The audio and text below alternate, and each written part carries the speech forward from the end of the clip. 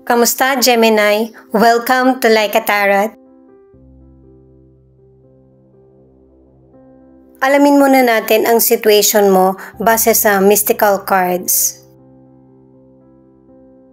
At mamaya naman, kukuha tayo ng dalawang mystical cards para sa situation naman ng person mo.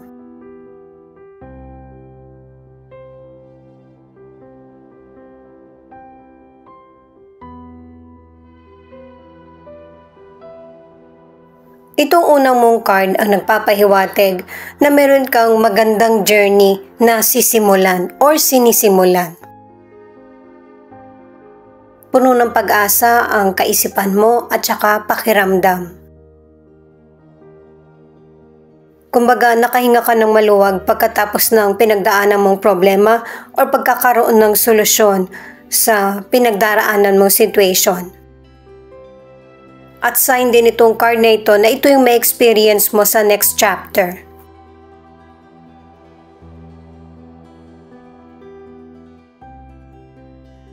At yung katatagan mo ang isa sa qualities na meron ka para malagpasan mo lahat ng trials. At saka pinakita na rin naman na sa unang card na nalagpasan mo na ito. Magpapatuloy na yung katatagan ang paiiralin mo sa buhay mo.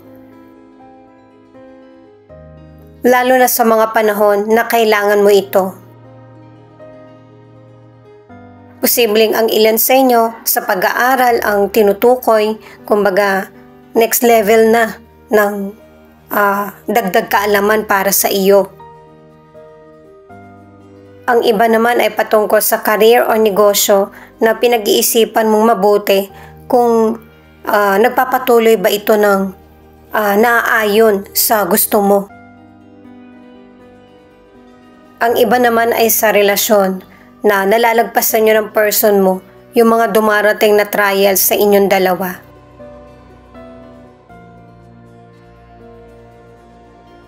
Ito naman yung mystical cards ng person mo.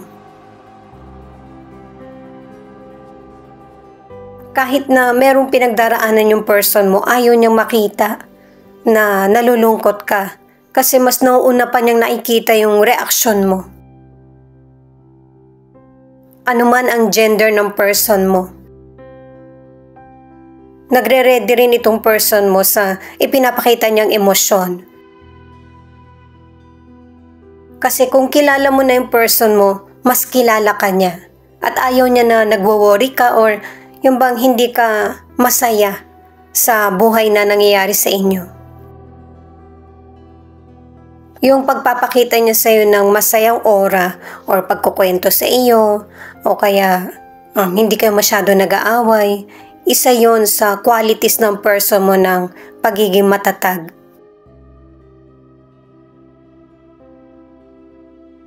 Paalala para sa mga bagong viewers na ang reading na ito ay timeless reading. General reading, ano man ang edad mo or gender mo. Kunin mo lang kung ano yung akma sa sitwasyon mo. At saka ikaw na rin magpalit kung si person mo ba ito o ikaw. At ito yung start ng 1 week reading mo. Bago ko pa simulan itong reading na ito ay nagtanong na ako sa mga cards. Ano ang naiisip niya ng person mo patungkol sa iyo?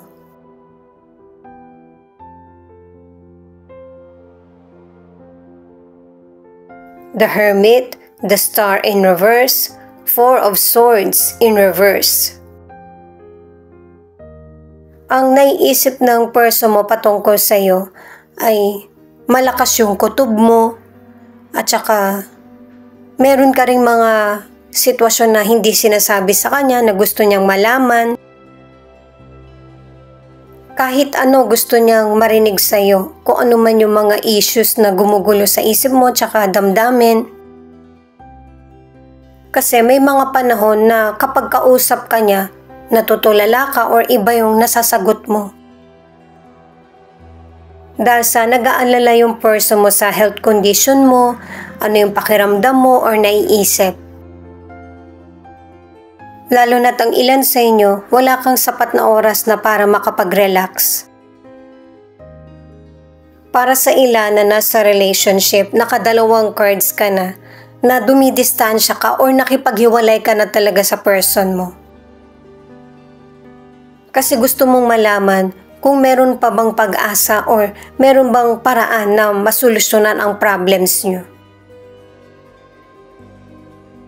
Ang ilang single, kinukutuban ka dun sa person kung sincere ba siya sa mga sinasabi niya or ipinapangako sa iyo. Kung maipagpapatuloy ba niya yung sweetness sa iyo. Kahit na nakarecover ka na sa nakaraan, yung bang bumabalik sa alaala mo. Pero parang magic na darating yung potential person sa buhay mo. Ready ka man or hindi. Para sa career or negosyo, ipagpatuloy pa rin yung pakikisama para hindi ikaw yung kaduda-duda. Tumanggap ka ng feedback mula sa mga kasama mo sa trabaho o kaya sa negosyo. Kasi ito yung paraan para mas lalong mag-improve or gumaling ka sa trabaho mo or negosyo. At saka huwag din pilitin na maresolbahan agad yung problema sa career or negosyo. Dahil sa merong biglaan na solusyon sa kinakaharap na problema. Six of Pentacles, Ace of Swords in reverse, Page of Swords in reverse. Ang tanong dito ay ano ang namimiss niya sa iyo? At base sa mga cards, nagkaroon kayo ng argumento ng person mo. Karelasyon mo man ito or hindi, nagbago ka ng pakikitungo sa kanya.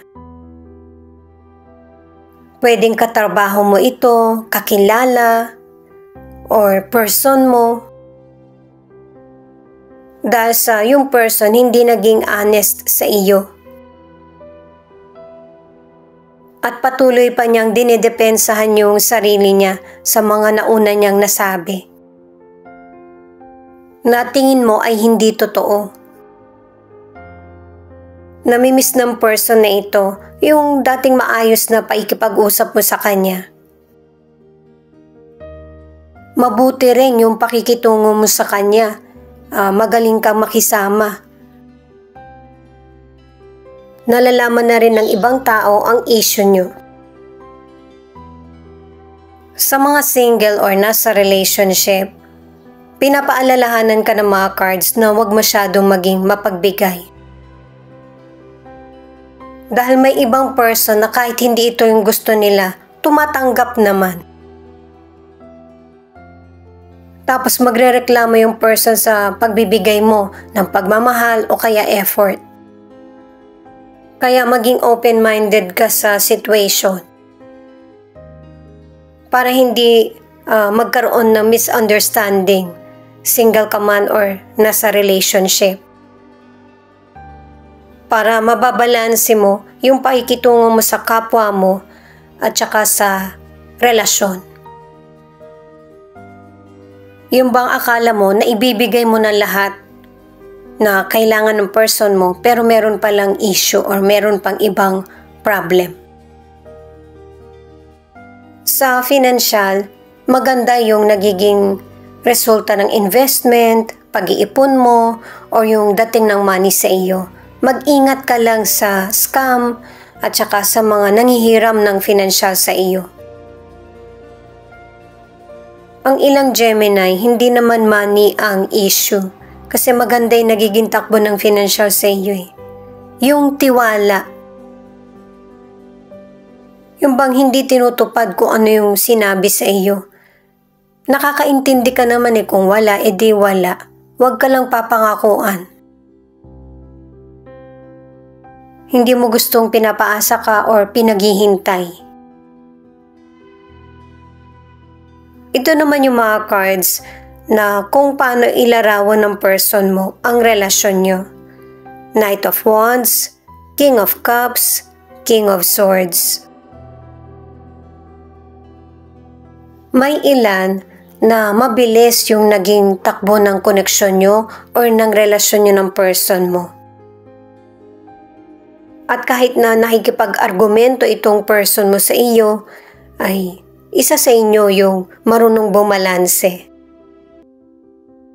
Masaya yung relationship nyo kasi marami kayong activities or plano kung ano yung pupuntahan nyo o kaya kakainin. May mga simple kayong nagagawa ng person mo na memorable sa kanya. Ano man ang gender mo, para sa ilang single, meron kang mature person na makikilala na makakasunod ka sa kanya dahil sa positive yung mga ideas niya at saka masaya din siyang kasama kahit na medyo may edad siya sa iyo. At kahit na mas bata ka or mas may edad yung potential person, nagkakasundo kayo. Kasi merong balanse sa koneksyon nyo. Ang ilan sa inyo sa relationship ay isa sa inyo ng person mo yung mainitin ng ulo at isa naman yung relax lang sa nangyayaring situation. Kumbaga nakikiramdam. May pagkakaiba man kayo ng person mo pero pareho kayong seryoso sa binubuo nyong relasyon. At saka hindi pa rin nawawala sa inyo ng person mo yung bonding nyong dalawa. Or yung sariling space or time para sa sarili. Dahil sa may ilang Gemini na napag-usapan nyo na ng person mo yung boundaries. Kasi napapansin ng ilan sa inyo na yung person mo gusto niya, siya yung masusunod sa relationship nyo. Pero ikaw, binabalanse mo yung situation kasi hindi lang naman kayo yung magkarelasyon, kundi kailangan din makasabay ng mga tao sa paligid nyo. Pinapakita rito na nag-a-adjust ka para sa lahat. Ano man ang ipakitang behavior ng person mo or ng kapwa mo sa iyo. Ang ilan sa inyo sa kalusugan ay good health, kaya pangalagaan mo ito at saka iwasan na magkimkim ng sama ng loob or stress. Ito naman yung feelings ng person mo na pwede rin ipakita yung feelings mo kasi connected kayo sa isa't isa. May mga personal issues yung person mo pero hindi niya to pinapaalam pa sa iba kasi nakakaya niya naman tong masolusyonan. Pwedeng napapansin mo ito sa kanya pero yung bang binablock ka niya agad. Katulad nito, nag-aalibay agad siya sa iyo para hindi ka na magtatanong sa kanya kung ano ba yung nangyayari sa kanya or kung meron ba siyang problema or issue na dapat mong malaman or ikwento niya sa iyo pero pinipili niyang hindi. At base sa card na ito, malalaman mo din kung ano yung personal issues ng person mo. Walang maililihim sa'yo lalo na't ang ilang Gemini ay nagagamit mo yung talas ng kutob mo at saka yung observation sa sitwasyon na gumugulo sa isip mo. At yung situation na ito ay pinapalitan ng person mo ng positive na pananaw. Ayaw niya nang masayang pa yung oras niya at panahon sa mga situation na hindi nakakatulong. At yung pakikisama ng person mo sa kapwa niya or nililibang niya yung sarili niya sa pakikipag-party or umiinom siya kasi gusto niyang makalimot sa problems na sinasarili lang niya. At ito yung posibleng gumugulo sa isip ng person mo or problem niya. Yung patungkol sa financial, sa negosyo or career. Naapektuhan siya sa negosyo o kaya sa career dahil na rin sa economic issues. At dahil nga sa malalaman mo rin ito kung ano yung sikreto ng person mo or gumugulo sa isip niya at damdamin, pareho nyo itong haharapin.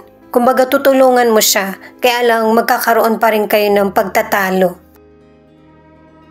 Dahil sa yung personal issues niya, ay gusto niya siya na lang yung magresolba nito. Natutuwa din siya na